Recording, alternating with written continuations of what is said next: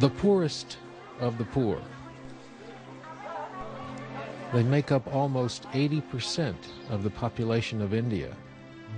At the mercy of God and nature, nearly all of them make their living from the land. They suffer in silence, ready to bear whatever lot God gives them. Someone must help them.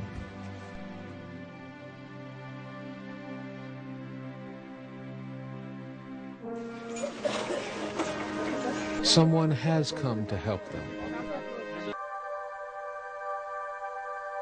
His name is Bhagavan Sri Sathya Sai Baba. He was born in this very same small village in southern India, Puttaparthi, over 75 years ago. And now there is hardly a person in India who does not know his name and speak it with great reverence. Sathya Sai Baba, or Swami, as he is known to his students, has always done great things for the less fortunate, such as the many free schools and hospitals found throughout India. The students of Sathya Sai Baba's schools are known for their fine character. Swami himself has been known to care for the poor and suffering, even from his early years. The task I love most is to alleviate the suffering of the poor people by providing them with what they lack. Service to man is service to God. Man is not merely a human being, he is the embodiment of divinity. All acts of service done to others are to be treated as service rendered to God. Water, one of man's greatest necessities. In the modern world, water is often taken for granted. But in many arid areas of the world, the poor have no access to pure water. In portions of southern India, in the rain shadow region of the Western Ghats, there are no major rivers, and the people are dependent on seasonal rainfall. During the rainy season, the canals and lakes usually fill up, for a time supplying the necessary water. But during the dry season, these water sources dry up. The land looks up to the sky, as the local villagers say, and has often presented a depressing scene. Living conditions in these remote villages are very difficult to begin with. But the lack of water can make life unbearable. Often, the only sources of water are terribly polluted. In many villages throughout India, the water has a high fluoride content, which can cause bone deformities and damage to teeth.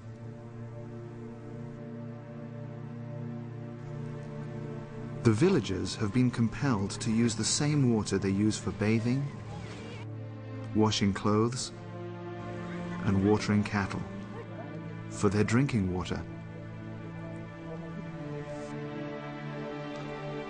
In these same remote areas, the water needs to be transported from its source. And often, any water, no matter how polluted or how far away it is, has been used. But in early 1995, one determined native of this district decided to change things forever. Baba launched through the Sri Sathya Sai Central Trust a massive project to provide safe drinking water to 731 villages in Anantapur district, covering a population of nearly 1 million suffering villagers. Today, water supply Anantapur Jilla Lopala, Andhra Pradesh సంబంధించినటువంటి prime minister వచ్చి ప్రారంభించడము నిజంగా ఇది చాలా ఆనందించవలసినటువంటి విషయం. It's a joyful occasion that the water project is inaugurated by the Prime Minister who belongs to the state of Andhra Pradesh. The project, costing nearly $70 million, involved massive excavation, blasting, extensive pipe laying, construction of numerous filtration plants, storage reservoirs, and finally, tens of thousands of pipe outlets in the villages. Baba's spirit of love was infectious, not only enthusing project workers to exert themselves far beyond the call of normal duty, but also spurring the beneficiaries who came forward to cooperate in innumerable ways. This contagious enthusiasm spread to the state and district administration, and the typical bureaucratic delays disappeared. Thanks to Baba's constant and direct personal interest throughout construction, the entire project was completed in the record time of 18 months. In 1998, the facilities and works associated with the drinking water project in Anantapur were handed over to the state of Andhra Pradesh. The Anantapur project proved to be just the beginning, when in 1999, Baba turned to the northern districts of Medak and Mahabubnagar that also were plagued by acute shortage of drinking water. Here, Baba provided relief to over 321 villages and helped eliminate the suffering of over 1 million villagers.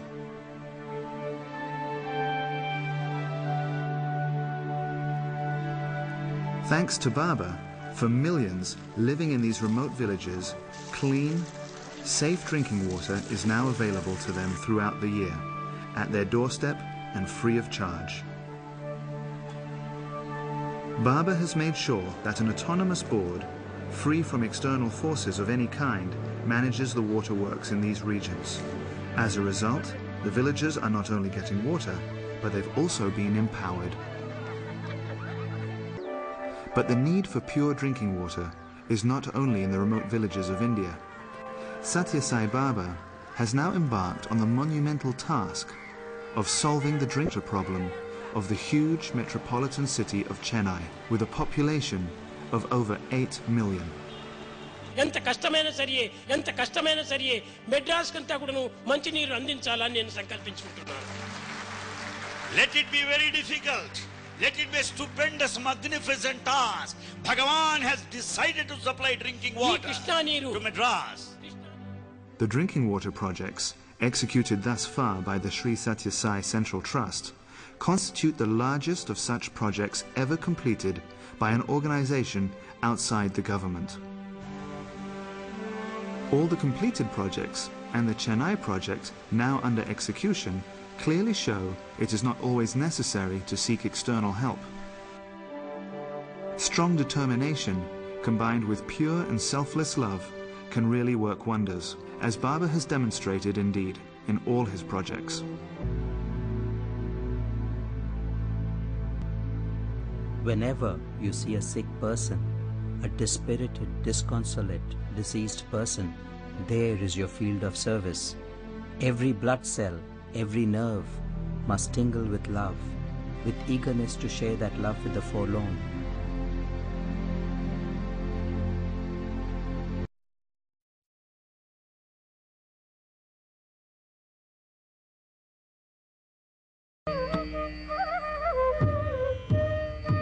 At sunrise on the morning of November 23rd, 1926, the prayers of a pious Hindu woman were answered when she gave birth to a son in a small house which formerly stood on this site. Witnesses recall untouched musical instruments resounding on their own in the house, and a mysterious cobra, a traditional sign of divinity, was later found under the newborn baby.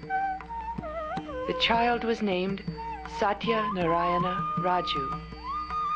As he grew, it became apparent young Satya, whose name means truth in Sanskrit, was different from other children. He was helpful to the villagers, doing work unselfishly. Called Guru by his playmates, he led them in devotional songs before school and fascinated and amused them by materializing candy, pencils, and playthings from an empty bag. In May of 1940, 13-year-old Satya put aside his school books and announced to his startled family that he was the reincarnation of a holy man named Sai Baba of Shirdi. While unknown in the region around Puttaparthi, Sai Baba of Shirdi was revered in the north by Muslims and Hindus. He dressed like a Muslim, but wore ash on his forehead in the Hindu custom. He slept one night in a mosque, the next in a temple. At a time and place where religious rivalries had caused wars, he achieved peace and mutual respect between the faiths by his example. As he was dying, Sai Baba of Shirdi told his followers he would reincarnate in 8 years. 8 years later, Satya Narayana was born. After revealing his identity in 1940, young Satya told his parents he belonged with them no longer, explaining his devotees were calling and it was time for him to go. He left school in October of his 13th year and began to gather followers around him.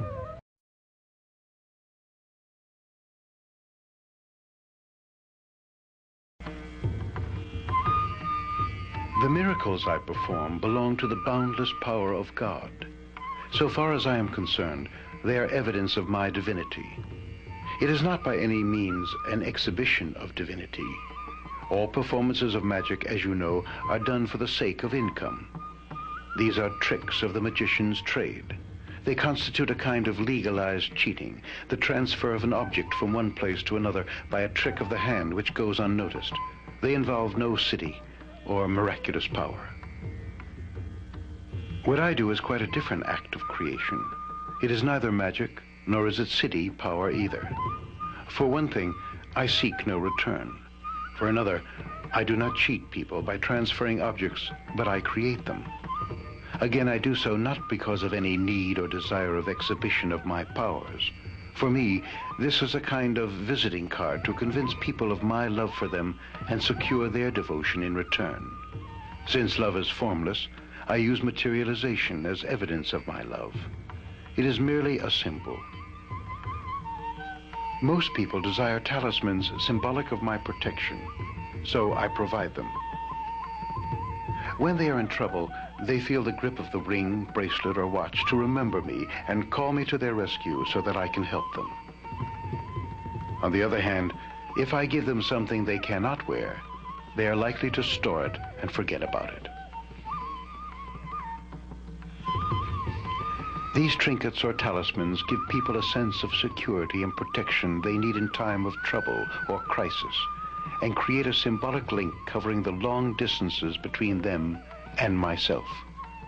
When the devotees need me, these objects flash the message as if by wireless, and I instantly come to their rescue.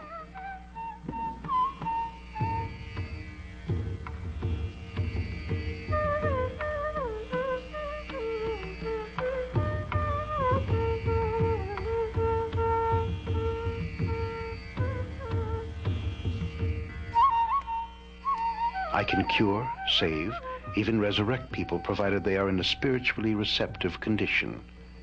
It is like the positive and negative currents of electricity. My capacity to heal can be compared to the positive current. Your devotion to me is the negative current. Once the two come together, the devotion provides what is called the miracle of healing. The physical objects manifested by Satya Sai Baba frequently represent the religion or belief of the recipient. Dr. John Hislop, head of the Satya Sai Council of the Americas, relates an experience when Sai Baba created a unique crucifix and presented it to him. We were in India in the Bandipur forest at the time of Mahashivaratri, and Swami was driving around through the forest with several people to locate a place where the ceremony could be held. And we finally found a dry river bottom, and that evening we all came back again, got out of the cars and started to walk down the slope of the hill towards the dry river bottom. I happened to be walking beside Swami, and we passed a small bush. And Swami picked off 2 twigs and held them in the form of a cross like that, and said, Hislop, what is that? I said, well, Swami, it's a cross. So he then put the 2 twigs in his hand like that, and blew 3 times on his hand, and opened his hand, and there was this cross that you see here on the back of my hand. He said, this is Christ as he really and truly was, not as artists and historians have pictured him. His stomach's all drawn in through several days of no food and so on. So I looked at it and I said, well, Swami, what is that hole at the top of the cross? He said, that is the hole that was made in the cross to hang the cross on a standard. And he said, furthermore, the wood of the cross is a piece of the actual cross upon which Christ was crucified. Then he added, and I can tell you it took a little time and trouble to find a piece of that wood after some 2,000 years.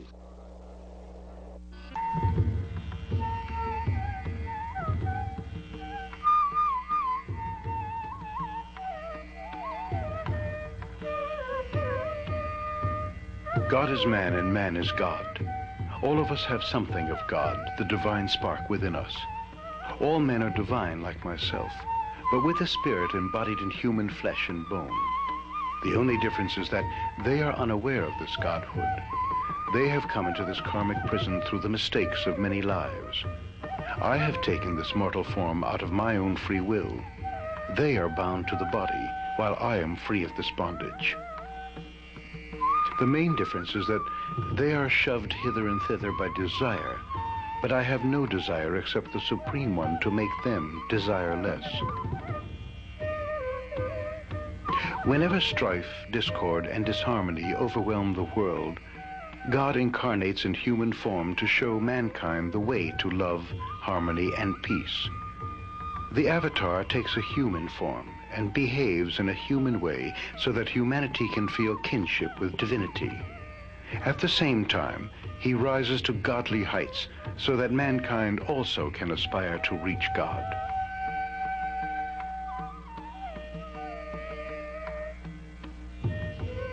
The realization of the indwelling God as the motivator of life is the task for which avatars come in human form.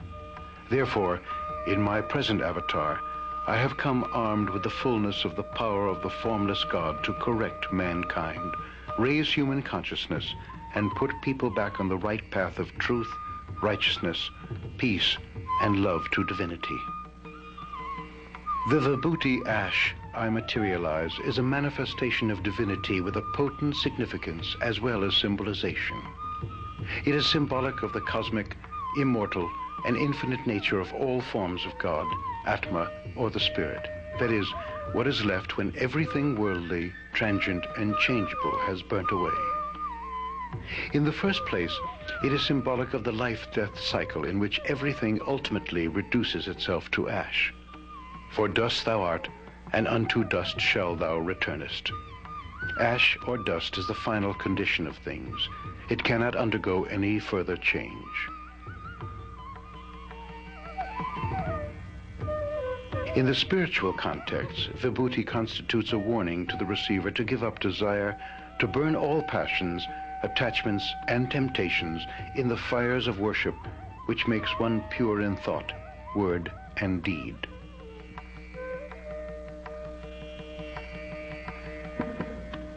It is in order to press home this lesson that I materialize ash for those who come to me with love and devotion. Like the other materializations, it also acts as a talisman, healing the sick and giving protection to those who need it. It is a symbol of divinity, quite different from magic trickery. My powers to protect, heal, save people, and materialize objects originate in God and can be used only by an avatar.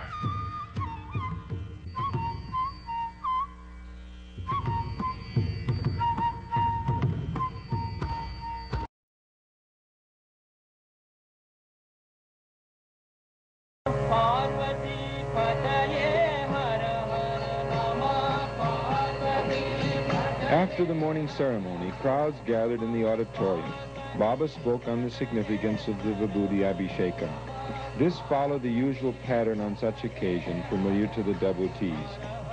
The silver idol of Shirdi Sai Baba, Satya Sai Baba's previous incarnation, was bathed and wiped dry. A jeweled necklace was produced by Baba by the wave of his hand and placed on the idol of Shirdi Sai Baba. The wooden vessel in the shape of a flower vase was held upside down overhead. Baba started churning the same with his hand inserted into it, throwing out large quantities of vibhuti, pouring from nowhere, as it were, and covering the idol with exquisite fragrance. When Baba took out his hand from the upturned vase for a short while, lo and behold, the vibhuti stopped flowing down, as though to convince the doubting ones amongst the spectators that the otherwise empty vessel needed the divine hand for it to produce the vibhuti. The flow that seemed capable of being an unending one starts all over again as soon as Baba puts his hand into the vase. It is on such occasions that logic fails us, for in the confusion, not realizing that he who can produce the vibhuti at will out of an empty vessel can also stop it at will. We begin to wonder more when the flow stops than when it resumes.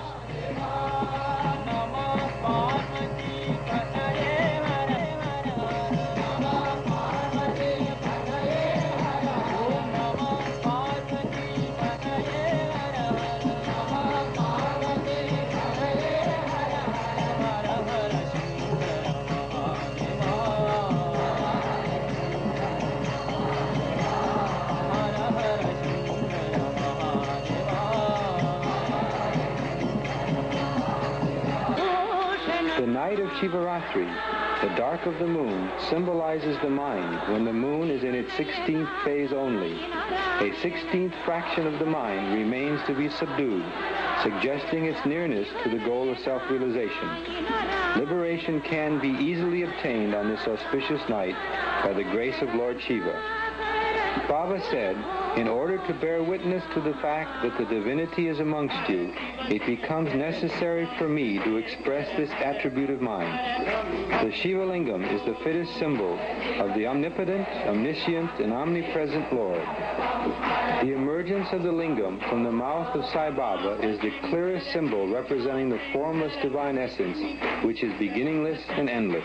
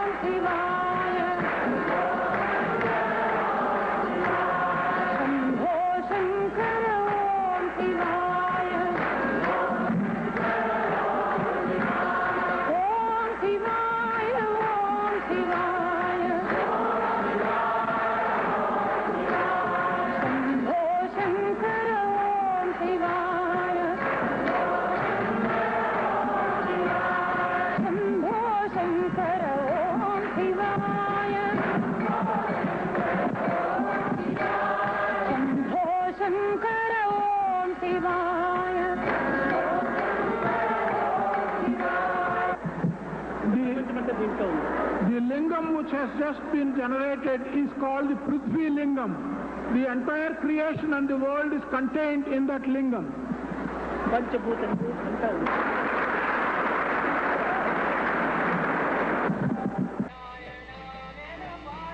Sai Baba says, "Come to me with empty hands. I shall fill them with gifts and grace. If your hands are full, what am I to fill them with? Bring to me all the evil in you, and, leaving that here, take from me what I have, love. Learn the capacity to see all as moved and motivated by one supreme God. Why fear when I am here? All your sins are forgiven the moment you get my darshan. I shall carry all your burdens. Take as much bliss as you can from me, and leave with me all your sorrows."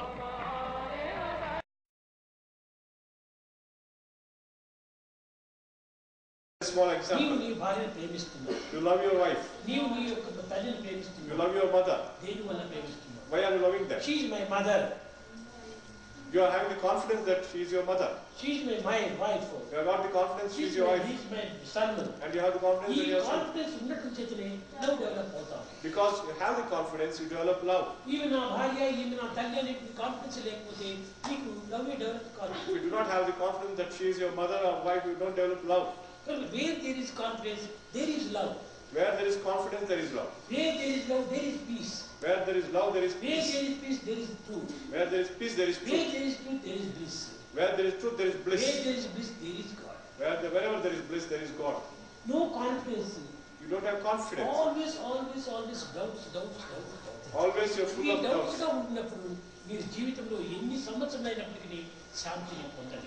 With all these doubts, in any number of years, you will not be able to attain peace of mind. First and foremost, you develop confidence.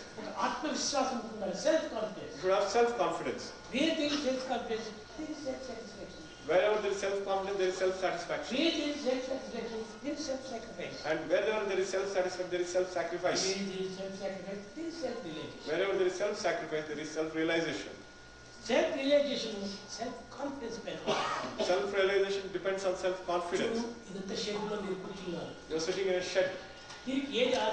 What is the basis for this? Foundation. The foundation is the basis for this building. Without foundation, wall will not be strong. Without wall, you cannot have the roof. Without roof, you cannot live there. Self-confidence is like foundation. Self-confidence is the foundation of the building. Self-satisfaction is like wall. Self-satisfaction is the wall. Self-sacrifice is the roof. Self-sacrifice is the roof. Self-realization is life. Self-realization is life. Realization is life. Realization is life. Realize. I want to realize. You say that I want realization. You know yourself. Who are you? Who are you? This is my body. You say I am my body. This is my mind. This is my hand. This is my leg. This is my leg. This is my head. This is my head. But who am I? Who am I? Ask the question.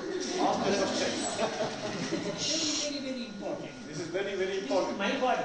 You say this is my body. This is my leg. You say this is my leg. My mind. This is my mind. Who am I? Then who are you? Who am I?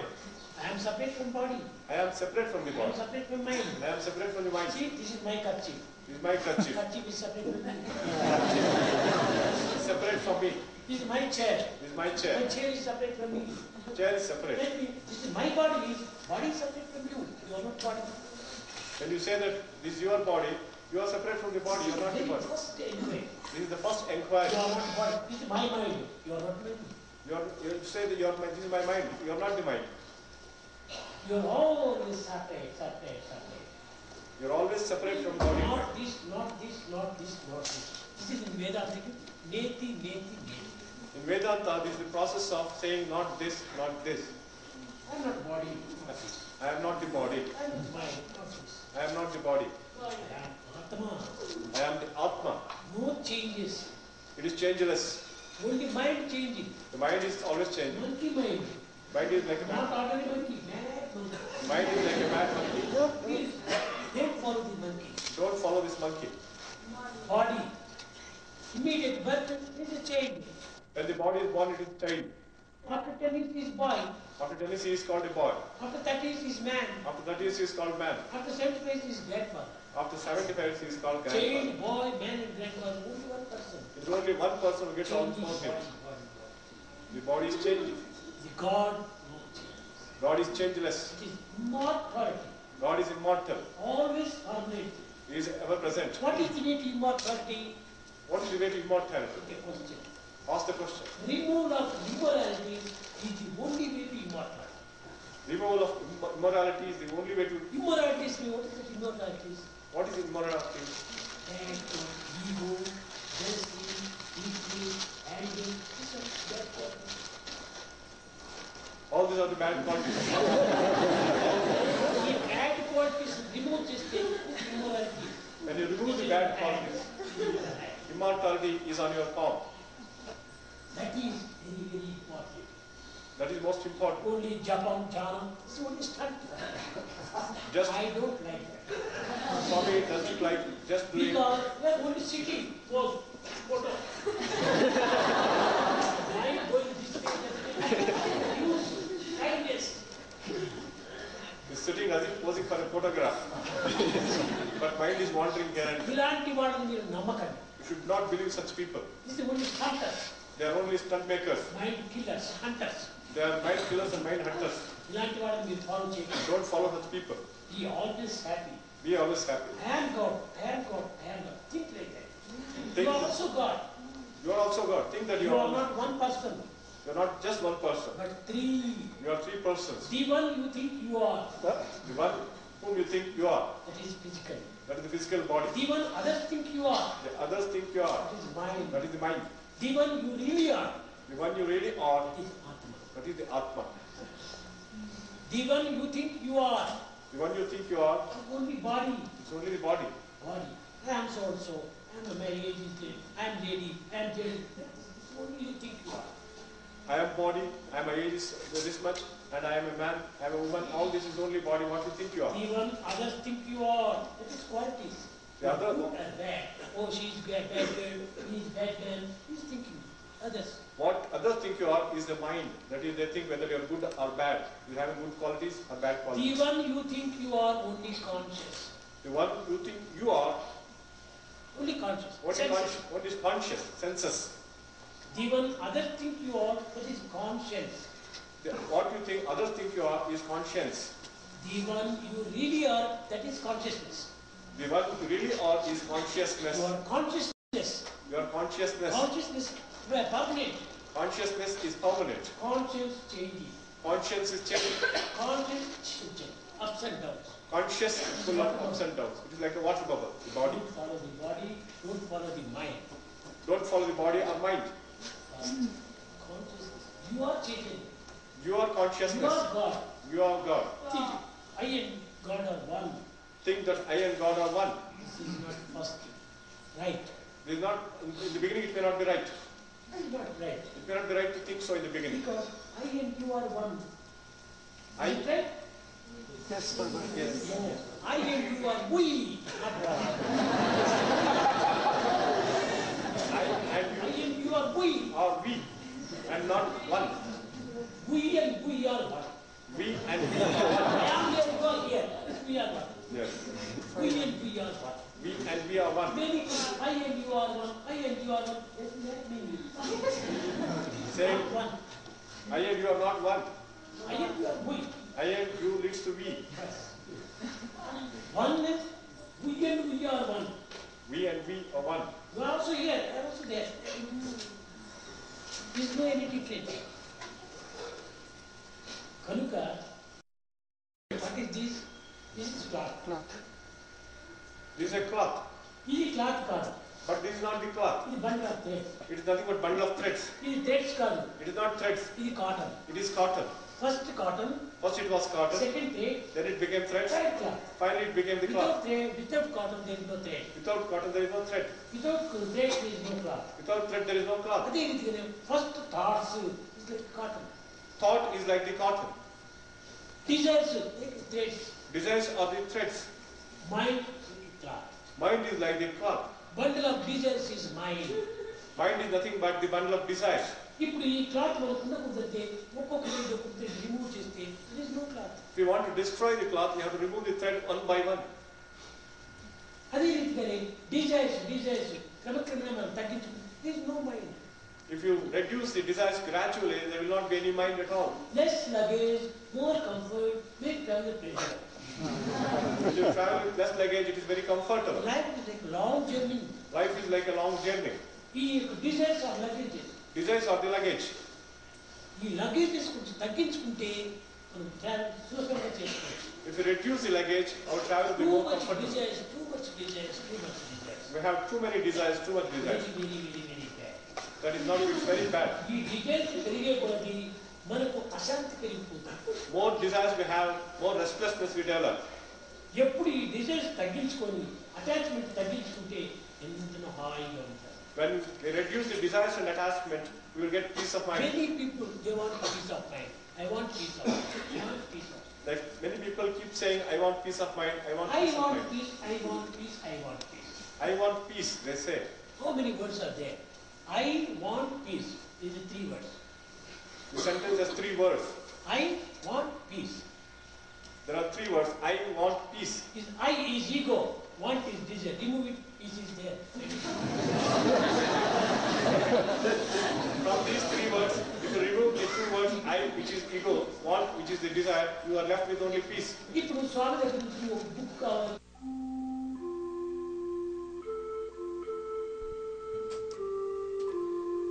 See with the eyes of love, hear with the ears of love, work with the hands of love, think only of love. I have come to light the lamp of love in your hearts, to see that it shines day by day with added luster. I have not come to speak on behalf of any particular religion, like the Hindu religion. I have not come on any mission of publicity for any sect or creed or cause, nor have I come to collect followers for any doctrine. I have no plan to attract followers into my fold or any fold. I have come to tell you of this universal, unitary faith, this path of love, this duty to love, this obligation to love. May you develop this divine love and stand out as harbingers of a new age, free from selfishness, greed, hatred, and violence. Let each of you be a light unto himself or herself, and thereby be a light unto others. All religions teach one basic discipline, the removal from the mind of the blemish of egoism, of running after little joys. Every religion teaches man to fill his being with the glory of God and evict the pettiness of conceit. It trains him in the methods of detachment and discrimination, so that he may aim high and attain liberation. Believe that all hearts are motivated by the one and only God, that all faiths glorify the one and only God, that all names in all languages and all forms man can conceive denote the one and only God. Foster love, live in love, spread love. This is the message of love I bring to you.